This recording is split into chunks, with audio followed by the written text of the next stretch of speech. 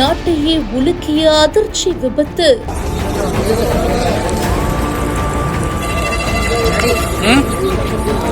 இப்படி ஒரு கோர சம்பவம் நடக்கும்னு எதிர்பார்க்கவே இல்லை.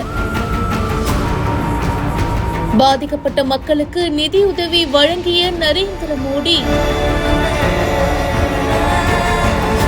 கர்நாடக மாநிலம் சித்ரதுர்கா பக்கத்துல தேசிய நெடுஞ்சாலையில லாரி மோதியதுல தனியார் பேருந்து தீப்பிடிச்சு எரிஞ்சு விபத்துக்குள்ளாயிருக்கு. இந்த விபத்துல 6 பேர் இறந்து போயிருக்காங்க அப்படின்னு சொல்லப்படுது. 9 பேர் காயமின்றி உயிர் தப்பியிருக்காங்க அப்படின்னு சொல்லப்படுது. இத பத்தி தான் இப்போ பிரதமர் மோடி அவர்களும் ஷேர் பண்ணிருக்காரு. இந்த சம்பவத்தை கேள்விப்பட்டதும் ரொம்பவே கஷ்டமா இருக்கு. இறந்து போனவங்களுக்கு என்னுடைய ஆழ்ந்த இரங்கல். காயம் ஏற்பட்டவங்க சீக்கிரமே அதுல இருந்து மீண்டு வரணும். பிரதமருடைய நிதியில இருந்து இறந்து போனவங்களுக்கு 2 லட்சம் ரூபாயும் காயமடைஞ்சவங்களுக்கு 50,000 ரூபாயும் தரப்படும் அப்படின்னு சொல்லிட்டு இப்ப அனௌன்ஸ் பண்ணிருக்காங்க. இந்த சம்பவம் அந்த பகுதியில சோகத்தை ஏற்படுத்தி இருக்கு.